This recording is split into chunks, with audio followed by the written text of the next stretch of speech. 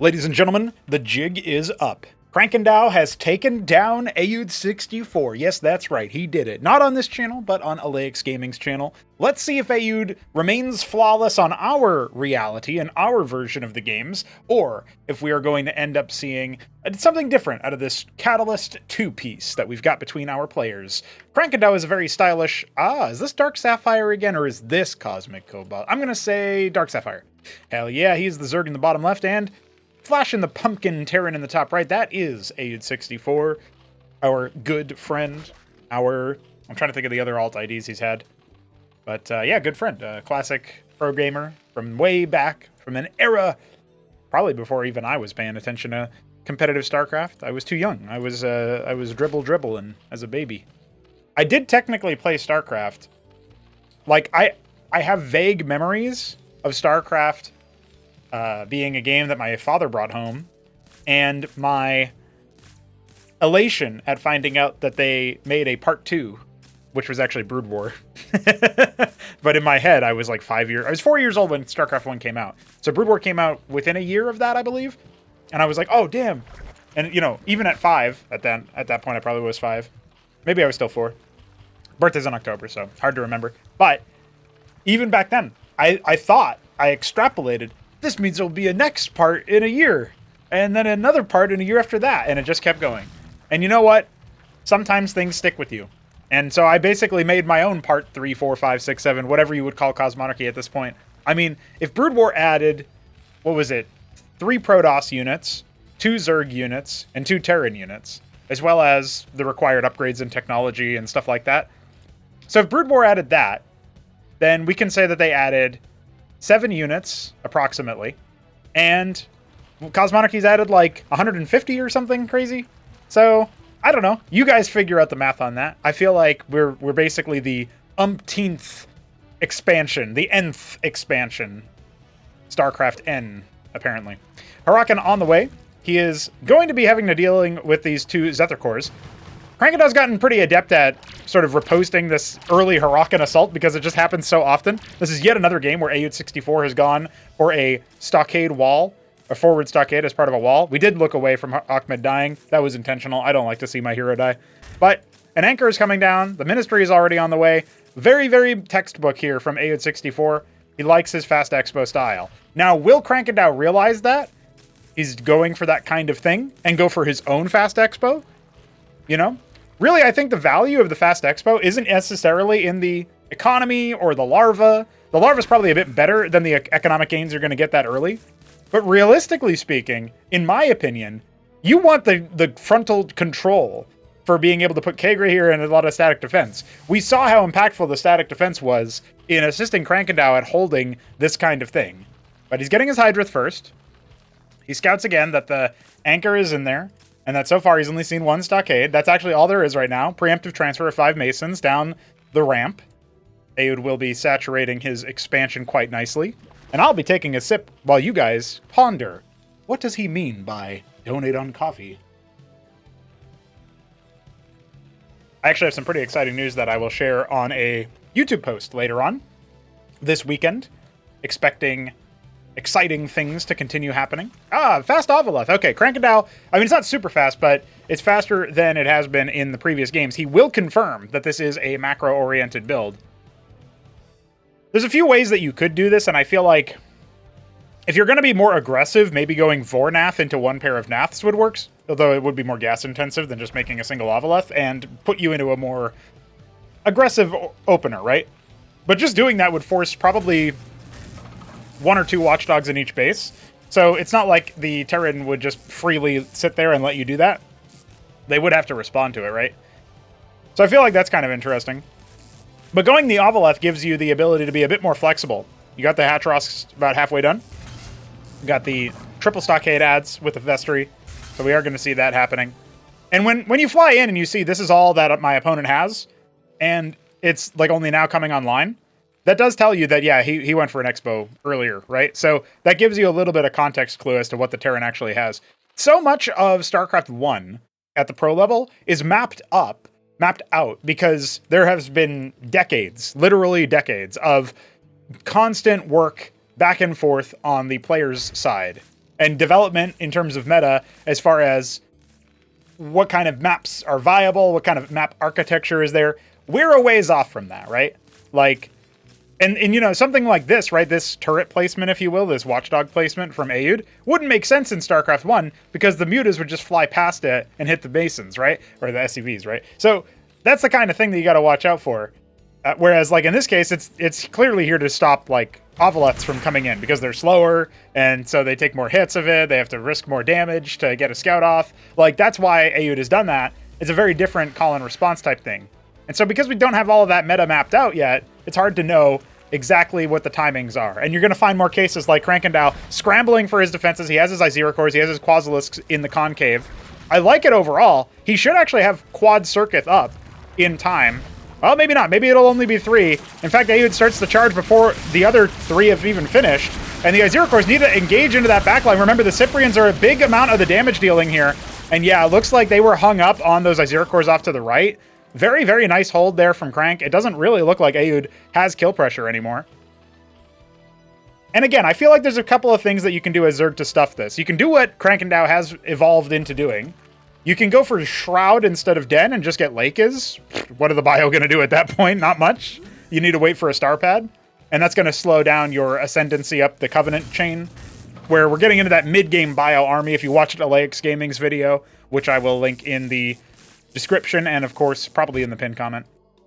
I should mention that overall, like, this many bio add-ons, it does struggle versus Bactylisk, and that it seems to be what Krankendao likes to favor. We just saw him start his ski back. That's the upgraded Hydrath Den. Gives you access to the Hydralisk morphs. And we only have a couple of Hydras out right now, but expect to see a lot more of that in the near future. The Zorka Shroud completing, or just starting rather, Quasilisk being offered up to the scouting gods. It will give its life to confirm the presence of the Terran army. I do like that Aoud is being a lot more proactive on the map with his Terran army. He didn't lose all of it in an attempted trade that we've seen him do in Alex Gaming's video and in the game before that, the more close game that we saw on Apollo, I believe. So that's one of those situations where he kept his army alive. He gets his ability to navigate the map, continue to apply pressure, prevent a third base from going down, and he's keeping the economic tempo in his side, right? If Zerg ever figures out how to get economic tempo, I feel like they are just going to be ridiculously strong. That's just my blind guess. If they figure out how to get their expansion up faster than their opponents, like, what do you even do versus them in Cosmonarchy? It's a bit of a different dynamic. And eventually, by the way, what we do see oftentimes with Zerg victories in the mid-game is Zerg bust out of their contain, they defeat the enemy army-wise, and they might not even attack. They might just start triple expanding and posturing, you know? And we've seen that time and time again, usually ZVP, a little bit less often ZVT. And that's the kind of thing that can be really, really difficult to hold. So we have got a lot of Eidolons in production. We are adding more and more stockades on the side of Aoud 64. He's got a healthy number of Savants as well. We'll see what mode they end up being in here. He's going to go ahead and dive forward. The Hurricans rending the armor of the Ysera Corps, no longer valid targets for blocking those penetrating shots. But as the Hurricans fall, and the one Shaman as well going down, the Bactylisks are going to have even more value. Nothing closing the gap to actually stop their bounce attacks from stacking up. We even have some reinforcing Ysera cores. The Savants can power siphon a lot of the Bactylisks, but as the front line is reasserted by Krankendao, we are going to see a bit of a stalemate on this push, especially as the Clerics boost the armor of that Savant by 1, making it even harder for the Bactylisks to break through. So there were only about 4 or 5 Bactyls in that army, a stark contrast to one of the other games that Krankendao played, where he made way more than that. His larva management in here is maybe a little bit lacking as well. I mean, sometimes you're just, not really luck of the draw because it's not random, but sometimes it's just like, well, I didn't literally click on like a couple larvae here and there or whatever. It's not that important right now. He doesn't have the money to use all of his larvae anyway, but what are we going to see now? We're pivoting into Lakizalisk. If he can range down this Shaman, there's no response, right? By default, if you have detection, Lakes struggle versus Eidolons because the Zerg is unlikely to have their own detection. It's usually, you know, I guess the Zorius might change that equation a little bit. Now, diving directly in, that could be an answer unto itself. We're going to keep this Shaman selected because it's really important to monitor its own HP. Obviously, it can't heal itself, but the Clerics are doing their best. Another Shaman arrives, maybe changing the course of this fight. A lot of Lakizalisk spines, but I feel like they're a little bit too far backwards, right? He's almost using them like phalanxes as the Zerg and it's not necessarily the same weapon range. That being said, he is out of detection range of the Shaman. A bit of a mistake to overstay there from Ayud64. He falls back with only, what, 5 Eidolons and a Shaman? He's done another round of Savants or 2. Yeah, looks like that was 2 rounds of Savants. He's actually going for another one, adding a lot of Harakans. His star pad now operational, needs that Ant Seal for mobile detection, can't rely on the Shaman alone, as evidenced by that last fight. But still, we have no 4th base on the way, or 3rd base even on the way for our Zerg player, the one Harakan standing guard, standing vigil. We'll go ahead and drop it now, but Krankendao is behind the 8 ball, economically speaking. Worker count favoring our Terran player. His saturation could use a little bit of work over here, right? Nothing on the ridge, but he's capped his ridges in the main and natural. He's got his sieve out. And all right, yeah, I feel like overall we got more Stockades coming. He is really going all in, it feels like, on the tier 1. Now, he is going to set up a 4th base, so when I say he's going all in on tier 1, please keep in mind, he has a lot of Vespene in the tank as it is. He could just wait a little bit and afford an Atlas. It's 600 of each resource to make an Atlas. That's your tier 2 structure. Looks like the engineering bay from StarCraft 1. All right, first victim of the next fight is an Iziracore. Mineral-only unit, so offer it up as a scout. The Lake is going to come in from the right side flank. The Anseal comes in to provide detection. Most of the ranged units for Ayud are on the left, being held up by the Zoryus, but you really got to watch out for that damage coming out from those armor-rending Harakans, allowing the Savants to just get those poor Zoryus down. So now we're down to 6 Lakizelisks. I think the real limiting factor of the Zerg army right now is that he doesn't have that much ranged damage that is going to contest with the backline over here. The Lakers can't get close enough. And the Zoryus provide a lot of cover, and they take a long time to be brought down. I mean, the Lakers basically, it's this funny like push and pull. The Lakers deal with the Harakans really, really nicely, because you can't heal them for enough damage that they're taking with the spines. Unlike the Lurker, the Lakizilisk has the spines retract back to it. So it's really impactful there. But the front line on the melee side, they don't dodge nearly as much damage. And so they end up going down, but not before they burn out all the armor of the Zoryus. We have a very heavy round of Drolets coming. Nice defenses at the 3rd base. Going to be, I would say, not ideal to try to attack into this. However, we'll have to see how good Ayud64's moves are, because we have this sort of preemptive response here where Krankendao can try to go around. Instead, he's going to see if he can dive forward to try to give some cover to his last remaining Lakers over there and flank with all the rest. That is a killer move if it works. Let's see if it does. The Shaman trying to do some healing. But look at the Zoryus and the single Bactylisk on the back. Yeah, all the Harakans getting minced. And sure, the majority of the Lakers do end up going down, but you can say the same about that Bio army. We got more units kind of on the deck here for Ayud64. The Atlas is complete. A Harakan drop coming in on the natural as more defenses are being put together. It's only circuits. They take a long time to kill Harakans. And a couple more units on the rally might end up endangering this 3rd base anyway. Those workers return to their rightful place. We've got a lot of Hydras being made now. Oh, wow. Well, Ayud has a lot of money on his own, so I can't criticize Crank from having that much float, but he does end up making a lot of the Hydras, and he does have to pull his workers away from his main and just put them back down afterwards. Iris is complete, so tier 2 for both players. We got 4 captaincies being started out here on the 3rd base. Nablime, eat your heart out. He loves when people do that kind of move. And the Trojan will be Excaring upwards. It will end up spotting that this Hacharosk is there if he doesn't already know it from the Anseal's positioning. Not really a good spot here for Krankendao to do anything about it. He is going to have to either cancel that or just let it die, depending on what he wants to do. If he wants to keep it, have it tax his APM for some more. Yeah, it looks like he is just going to let it explode. No cancellation on it. And I don't even hate the move, because you're focusing on trying to run out, basically root out this Terran attack. And you know, the Lake is, now you've got Eidolons on high ground. They are not going to be vantaged in that fight. It looks like there was another attempt at a Harakan drop in the natural. A couple workers did go down, but it wasn't as efficient as maybe what Ayud wanted, looking at it. Maybe it was maybe this was a Spraith, because it's got a lot of kills. I wonder if it killed the Trojan or something. That being said, camping here on the 4th base position, no counterattacks happening to the eco at all for what Ayud has to deal with. That feels really rough here, because if you're in Krankendao's shoes, you want to get the Terran pressure off your back. You want him to not be able to feel like he can sit on one watchdog for this whole base. You know, you want to drop him or use air units or something. But you also want to make sure you don't die to the bio move out, right? And he's got some Bactyls, but not nearly as many as really he probably wants. Aoud adding a starport. He's got a lot of money. He almost has enough gas. He actually just passed the gas threshold as he drops the natural to go to tier 3 if he wants to, but he's going to need to wait for minerals, and it might not matter anyway because he is moving in. There's reinforcements coming for Krankendao. I think he can hold, and he does pull his workers off to the side, but they're not back to mining just yet. And, well, he's got a lot of money in the bank, but that dries up real quick at Zerg, let me tell you. A couple more Lakes in the back. Just one left defending this base. It's a very, very strong push.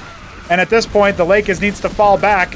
Hopefully it can get something done here, but it's only one Zerg against the endless tide of man. G has to be called. And you know what? I'm sure Crank meant to say GG. You know, that was a GG, though. There's a lot of back and forth there. We saw a crazy amount of resources for both players. Definitely feel like that could have gone differently if they had both ratcheted up their spending, if they were able to control the beast that is the mid game of Cosmonarchy, where you have so many different things to work on. I think as both of these players get better, and I'm saying that about, of course, our reigning champion, Aoud64, we are going to see some pretty cool moves. But we're not done yet. We got one more game for your enjoyment. So let's get to it. All right, this one I know isn't deja vu because Krankendao is back to his maroon or blood sensibilities, but will it be maroon or blood? I'm going to say maroon. There we go, the maroon Zerg. Something about the way that the shading along the frills of the Hatrosk tubes that spit out the larva, that's what gave it away to me. Anyway, if you guys didn't know, that's exactly what is going on there. And it has a mouth over here with teeth and everything.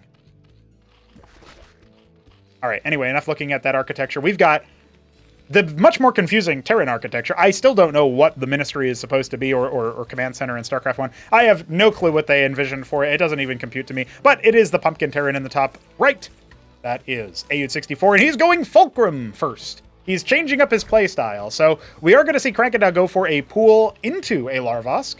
I actually haven't been following too closely in the last few games if he's been doing Larvosk into pool or pool into Larvosk. It feels like this is an earlier pool for our Zerg player than what I'm normally seeing. So we'll try that out. We'll say that that's what it is, with not really that much confidence, but enough confidence to be laughed at if we are wrong about that, if somebody goes back and proves me incorrect. But hey, you'd be giving me more watch time on all my other videos, so I do appreciate you.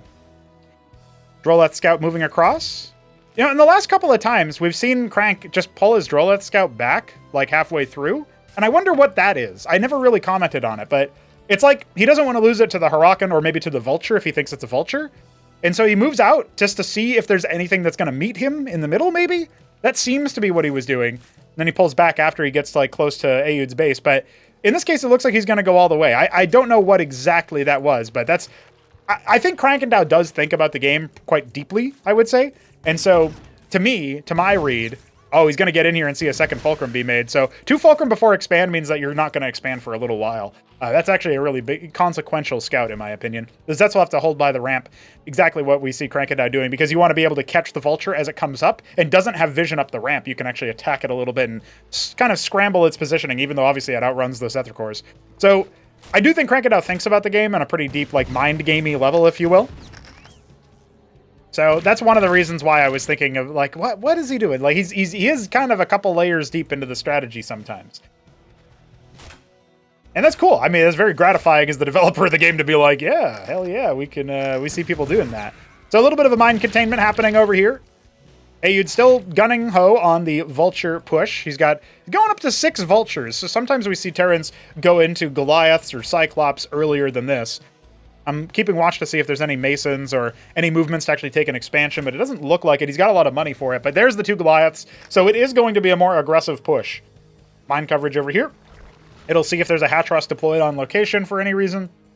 Also might spot a drop exiting the building. Drops are a common counter to containments, because you expect all of your enemy's forces are in one location, and so you can abuse that by attacking them in the base where they don't have anything. This Vulture's going to lay some additional mine coverage over here off to the extremis of the map. I do like that, because if you're hugging the side of the map, you might catch them. Vision updates really fast in Cosmonarchy, and so you might not always catch them. Eventually, we want to work on updating the minimap refresh rate so that the boxes move much more smoothly. I actually don't know what the reaction from players will be once that happens, but it could be cool. Now, with the Goliaths coming, there is a chance for the Goliaths to just help the Vultures stomp on. This is a lot of Vultures anyway. 6 Vultures is nothing to scoff at. So if Crank does end up going for a drop, which we see he's leaving the base with the Ovaleth, and look at this, instantaneously responded to by Aoud. His Goliaths are going to try to put that Ovaleth in the ground, and Krankendow's allowing them to walk in, so that will be a dead Ovaleth, but he scouts that the military committal is high. Ministry on location now, but it's because he transferred from Goliaths into Cyclops, a much more affordable option. Now we have the Vornath coming. He's making a huge amount of Zethicors. I think this is the right move, because you want to be able to fight the Goliaths. When you see Goliaths, you know Quasilisks are not going to cut it. And the Vornath is probably so he can make some Vorvs, which will rend armor, slow the attack rate, that kind of thing. We actually saw Krankendow almost claim victory versus Top Ramen in a recent TVZ match, where he did this kind of thing to break out of the containment. And so we'll have to see if that ends up being the case going forward. He's pushed this Kagrin a little bit closer to the ramp. He actually is going to turn it into a Circuit. He cancels it. He didn't keep his Ovaleth alive, so you can't pick this Kagrin up and move it. You can do that as Zerg. You can't move them once they've turned into a structure, though. That's the key difference. All right. 10 Masons transferring over this time around. You can tell that expansion was much later, although I think he was a little bit too... He grabbed a lot of Masons to transfer anyway. He could have left a little bit more on the line. You can leave the number of mineral fields times 2 on the line, and you'll still be at perfect saturation. Whereas, like, after that, your Mason count is going to be, or your worker count will be diminishing returns in terms of what it gives you. The third worker gives you much less than the first and second worker do. So it's always better to transfer those ones over here. Like, he's actually got more Masons on the natural than the main. But anyway, that's a minor point. Now, the breakout is going to occur. We have the Kagrin and the Ovaleth. We'll have to see what ends up happening there. I don't actually know if Aoud is ready for this push. There's a lot of Zeths here that are going to have to be stunned by some of these lobotomy mines. Of course, the Ovaleth will detect the mine. A little bit of pressure coming in on the low end. There's 4 Goliaths. That's more than maybe Krankendow is bargaining for. He's got a pretty big Zerg force, though. He's going to go ahead and dive in, ensnaring some of these Ovaleths. Yeah, or ensnaring some of the Goliaths, rather. And the Cyclops are doing a lot of splash damage, but they're also affecting the Terran army as they do that. However, all of the front line is basically collapsed here, and now Krankendow doesn't have anything else back there. He's making a round of Zethicors. He needs to turn a few of them into Vorvs. Is it going to be fast enough? I think he could dive onto these Goliaths, even with the Zeths that he has, but that Kagrin never turned into the Circuit. He ended up canceling it. Will it be his undoing? A lot of mine pops are going to happen over here, and I don't think it's going to be entirely what Aoud wants. They slow when they die, so even if you don't get the detonation to stun off, you get a little bit of utility. And all right, it was very costly, but it is broken on the way out. Problem is, there's 14 Masons on that natural. We're going up to 6 Fulcrum. Like, the mech production here seems really, really strong. We're even capping our ridges as Aoud 64, dropping this Terran Sieves. Shout out Arbuz Budish one time. That's how you say it and spell it, in case you were ever curious. And Aoud 64 is going to have to contend with a Zerg that has taken their expansion. Ladies and gentlemen, he has passed the first test. Some anti-drop locations happening over here. We know that there's no star pad yet, but Aoud does favor a drop. He usually ends up making like 1 Anseal max for detection if he needs to, and the Zorka Shroud is halfway complete, so he might need to be fair. Up by 11 workers, but that never stays true for too long. 2 pairs of Nathricors will probably be used to scout the various bases. There's actually no anti-air defense over here, although the rally point is on this location. What would be criminal for Aoud 64's sake is if there were no Goliaths and it was all Cyclops, because if the Cyclops try to defend the Masons with their explosive splash damage that is not ally safe, and the Nathricors are on top of them doing melee damage as a flying unit, that would have been just... That's what I wanted to see. I still want to see that happen in a competitive game, but I feel like it'll only happen if you're not familiar with how the unit works, you know what I mean? That being said, we don't even need to entertain that thought. We've got 2 Madrigals being made, as well as a group of Matadors. So Nathricor is kind of patrolling over here. They will be spotted by the mine, so this might invoke a couple of Watchdogs in the main and natural later on. I'm assuming Aoud has seen that. It almost might become like annoying that it's over there all the time. That Ovaleth did survive, I think, but I don't actually know where it went. Oh, it's down here off to the side. It was kind of pushed away. I wonder if Krankendow lost it in the chaos. Looks like he canceled one of his 3 Kagrins that he had put down because he feels like he's not going to be attacked anytime soon. As long as these mines are here, Aoud knows there's no third base, which is good information for him. A couple of Zeths moving around, clearing some mines. The Terran army is pretty menacing. The Star Pad is coming now. I think he's gonna go out with his own Ant Seal. I mean, he's making one Stockade. That'll be for a Vestry, so he can make Clerics and Shamans. But he's gonna push out before any of that detection is live. So the 5 Lake will, I think, buy a good amount of time for our Zerg player. We'll see how true that ends up being. Oh my god, the one Cyclops almost losing to a single Zeth. They're really good guys, I swear. They just struggle versus high DPS melee units because they're going to take a lot of damage from everything involved. They're not a good 1v1 unit. Like, they don't 1v1 an enemy unit very well. All right, so it's like a concave of Zeth Vorv, but he needs to find a good spot for his Lake to be. He sends out one Zeth really nice because now he knows, okay, my opponent is doing this, my opponent is this way, that way. He's going to engage. No detection over here, but the Cyclops do end up doing some splash damage, and all of the Zeth Vorv basically just immediately goes up in smoke. One of the Lakes did end up dying. He's going to fall back. Yeah, going up against the Madrigal Cyclops combo there definitely hurt our Zerg player. Like, basically what the Madrigals do is that when they deploy, they shoot at one missile at every unit nearby, which softens them up enough for the Cyclops themselves to make a humongous difference in the fight. Then you got the Matadors, when they deploy, they shoot with fire in short range, and they do so with 4 armor when deployed. So they have a ridiculous amount there.